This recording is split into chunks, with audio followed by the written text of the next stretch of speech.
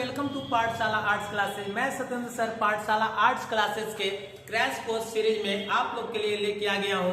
जो हम लोग 2025 का ऑब्जेक्टिव पढ़ रहे थे, तो मेरे दोस्तों भाइयों, तो 2025 के ऑब्जेक्टिव में हम लोग 1 से लेकर 50 तक का ऑब्जेक्टिव क्लियर कर चुके थे और अब हम लोग क्लियर करेंगे 51 से लेकर 100 तक का। तो आइए हम लोग स्टार्ट करते हैं। क्वेश्चन नंबर 51 कहता है कि भारतीय संविधान का प्रथम प्रारूप किसके द्वारा तैयार किया गया था। तो बाबू प्रथम प्रारूप की बात कर रहा है, तो प्रथम प्रारूप होगा बी.एन. राव। प्रथम प्रारूप होगा बी.एन. राव। और प्रारूप समिति का अध्यक्ष पूछ ले तब हम लोग बी.आर. अम्बेडकर बताएंगे, लेकिन प्रथम प्रारूप किसने तैयार किया था, तो बी.एन. राव।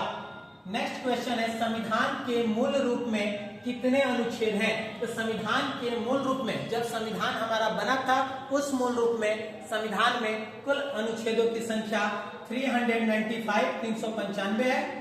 संविधान निर्मात्री सभा के अध्यक्ष कौन थे। तो संविधान निर्मात्री सभा के अध्यक्ष डॉक्टर राजेंद्र प्रसाद थे। तो इसका आंसर हो जाएगा ए, डॉक्टर राजेंद्र प्रसाद। अब नेक्स्ट हम लोग क्वेश्चन की तरफ चलते हैं।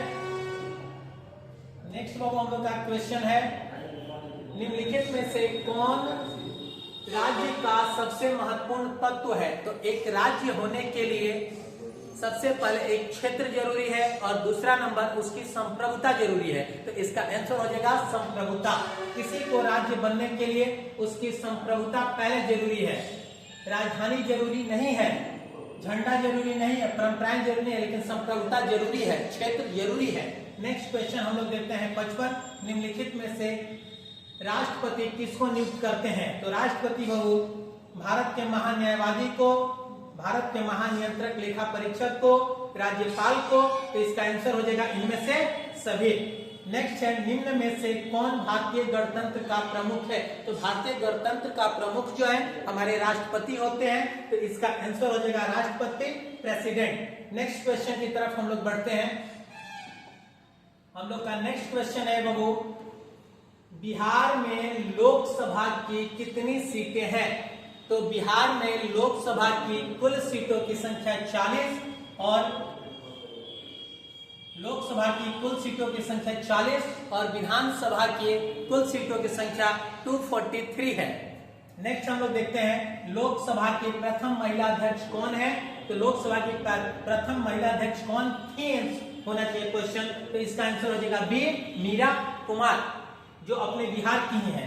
कह रहे कि निम्नलिखित में से कौन सा विधेयक राज्यसभा में प्रस्तावित नहीं किया जा सकता है। तो धन विधेयक को वो राज्यसभा में प्रस्तावित नहीं किया जा सकता है, धन विधेयक को लोकसभा में ही प्रस्तावित किया जाता है। तो इसका आंसर हो जाएगा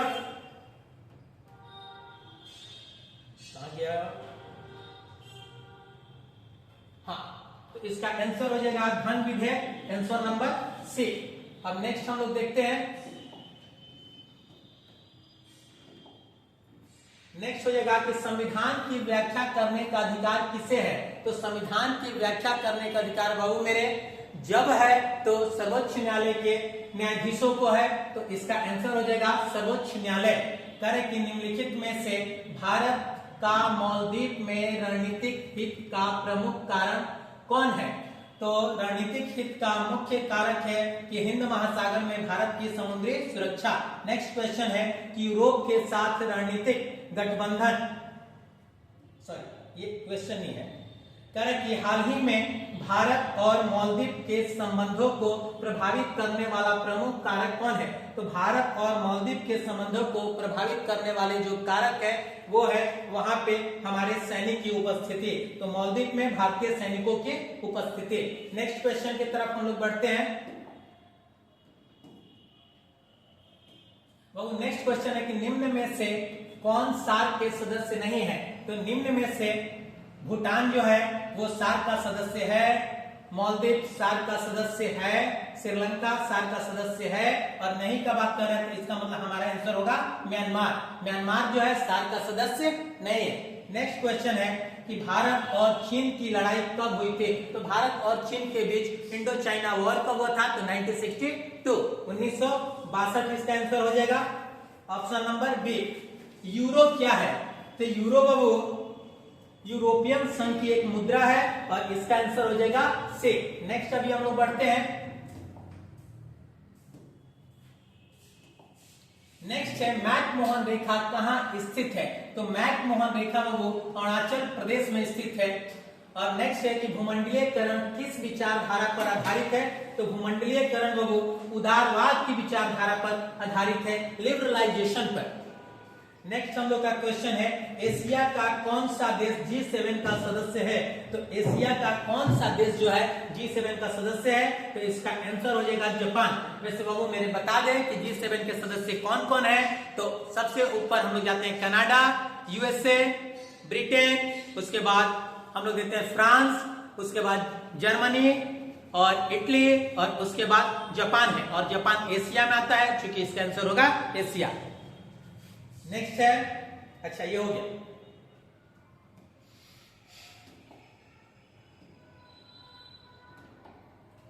नेक्स्ट हम लोग का क्वेश्चन है कि राज्यसभा का पदेन सभापति कौन होता है? तो राज्यसभा का सभापति कौन होता है? तो मेरे ये उपराष्ट्रपति होते हैं। तो इसका आंसर हो जाएगा बी, उपराष्ट्रपति। नेक्स्ट क्वेश्चन है कि कानून का समान संरक्षण पद कहां से लिया गया था? तो कानून का समान संरक्षण पद जो है आंसर नंबर ए, संयुक्त राज्य अमेरिका से लिया गया था। नेक्स्ट क्वेश्चन,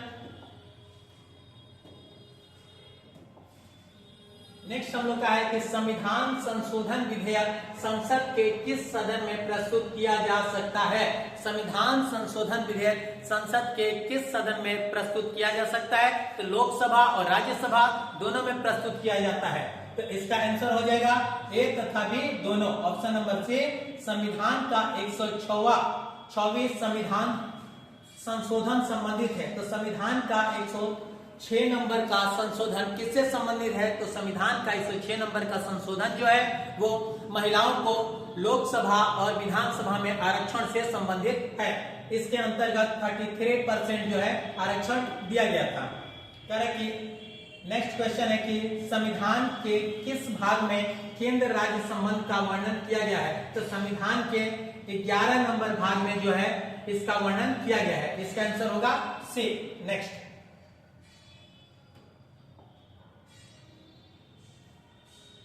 नेक्स्ट है कि सूचना का अधिकार आंदोलन की शुरुआत कहां से हुई थी? तो सूचना का अधिकार आंदोलन की जो शुरुआत है वो है राजस्थान से हुई थी। नेक्स्ट है कि किस प्रधानमंत्री ने मंडल आयोग की सिफारिशों को लागू किया था? तो इसका आंसर हो जाएगा ए, बीपी सिंह ने लागू किया था। नेक्स्ट है फरक्का समझौता है। तो फरक्का एक नदी जल समझौता है भारत और बांग्लादेश के बीच। नेक्स्ट अभी हम लोग देखेंगे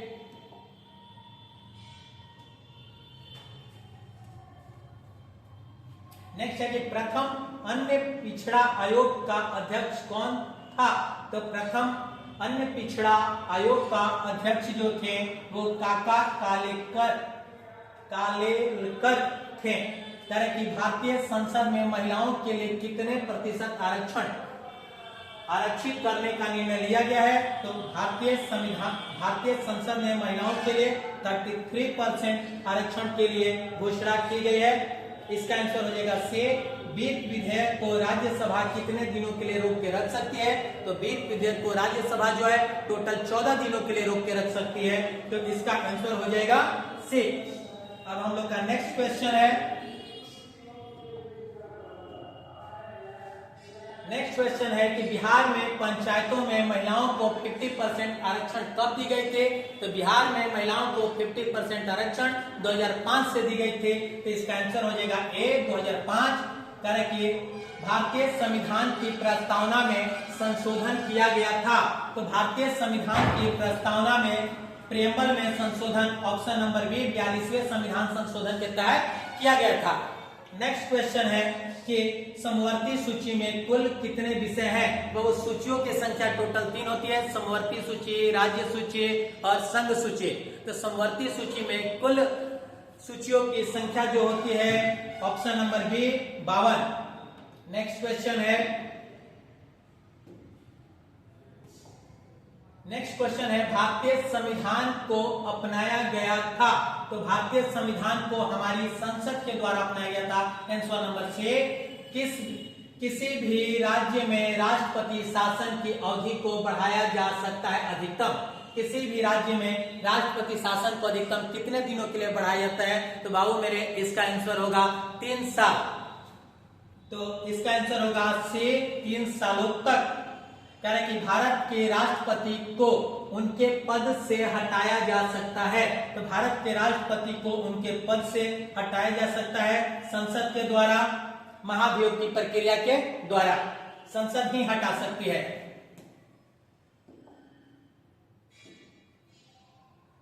नेक्स्ट हम लोग का क्वेश्चन है कि भारत के किस राष्ट्रपति को मिसाइल मैन की दर्जा दी जाती है? तो एपीजे अब्दुल कलाम जी को जो है मिसाइल मैन की दर्जा दी जाती है। तो इसका आंसर हो जाएगा सी। कह रहे कि राष्ट्रपति पद के उम्मीदवार के लिए क्या आवश्यक नहीं है?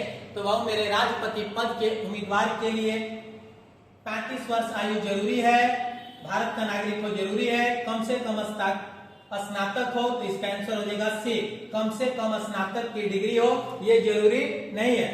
निम्न में से कौन दूसरों से असंगत है, मतलब कौन इनमें से डिफरेंट है? तो इसका आंसर हो जाएगा पंडित जवाहरलाल नेहरू, क्योंकि पंडित जवाहरलाल नेहरू प्रधानमंत्री थे, बाकी राष्ट्रपति हैं। नेक्स्ट क्वेश्चन हम लोग देखेंगे।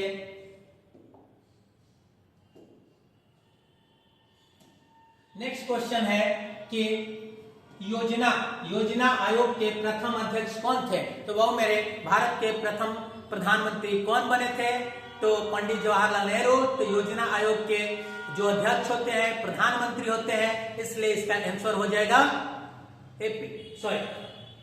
इसका आंसर हो जाएगा Pandit Jawaharlal Nehru. Option number C. न्यायिक पुनरावलोकन की व्यवस्था है, तो न्यायिक पुनरावलोकन की जो है व्यवस्था ये दोनों देशों में है, अमेरिका और भारत दोनों में। ऑप्शन नंबर इसका हो जाएगा D.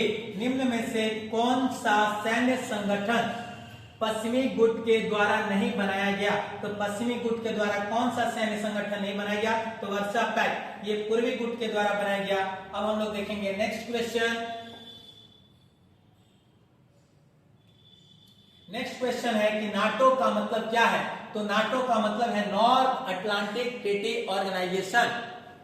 North Atlantic Treaty Organization, उत्तर पूर्वी संधि संगठन, नॉर्थ अटलांटिक ट्रीटी ऑर्गेनाइजेशन। इसका मतलब होगा कि नॉर्थ अटलांटिक ट्रीटी ऑर्गेनाइजेशन। ठीक, इसका आंसर हो जाएगा सी। नेक्स्ट क्वेश्चन है कि वर्सा संधि का प्रमुख कार्य क्या था? तो वर्सा संधि का प्रमुख कार्य था वो यूरोप में नाटो सेनाओं का मुकाबला करना। Option C. निम्न में से कौन सी घटना द्वितीय विश्व युद्ध के बाद की है? तो इसका आंसर हो जाएगा नाटो की स्थापना। नाटो की स्थापना द्वितीय विश्व युद्ध के बाद की है, इसका आंसर हो जाएगा सी। नेक्स्ट क्वेश्चन पे हम लोग बढ़ते हैं।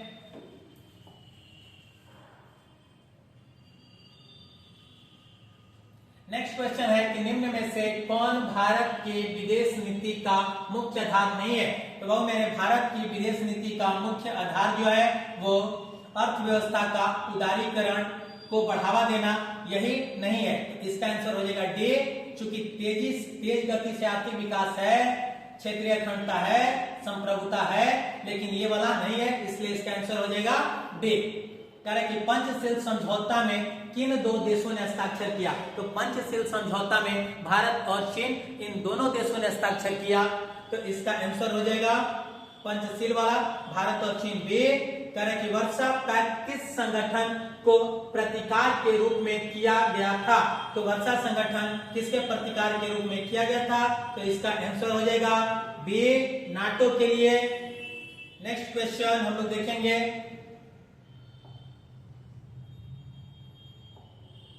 नेक्स्ट है निम्न में से कौन भारत चीन के बीच विवाद का मुख्य बिंदु नहीं है? तो भारत और चीन के बीच का विवाद बिंदु जो है लिपुलेख दर्रा नहीं है, क्योंकि यह भारत और नेपाल के बीच के है, भारत और चीन का बीच का नहीं है। तो इसका आंसर हो जाएगा सी। कह कि 1977 के आम चुनाव के बाद भारत के प्रधानमंत्री कौन हुए थे? तो 1977 के आम चुनाव के बाद भारत के प्रधानमंत्री मोरारजी देसाई हुए थे, ऑप्शन नंबर सी होगा। और मोरारजी देसाई के बाद भारत के नेक्स्ट प्रधानमंत्री जो बने चौधरी चरण सिंह थे, जिनकी सरकार सिर्फ 4 सालों तक चली थी, 4 महीनों तक चली थी कांग्रेस के सपोर्ट से। और अब हम लोग का लगभग क्वेश्चन समाप्त होने वाला है। योजना आयोग का गठन किस वर्ष किया गया था? तो योजना आयोग का गठन 1950 में। योजना आयोग एक संवैधानिक संस्था नहीं है। हम लोग 2025 का सारा ऑब्जेक्टिव खत्म कर चुके हैं और कल से अब हम लोग मिलेंगे तो 2024 का सारा ऑब्जेक्टिव खत्म करेंगे और इस तरह से हम लोग धीरे धीरे आगे बढ़ते हुए अपने मुकाम तक पहुंचेंगे। धन्यवाद। आप इस चैनल को लाइक, सब्सक्राइब और शेयर करना बिल्कुल ना भूलें। धन्यवाद।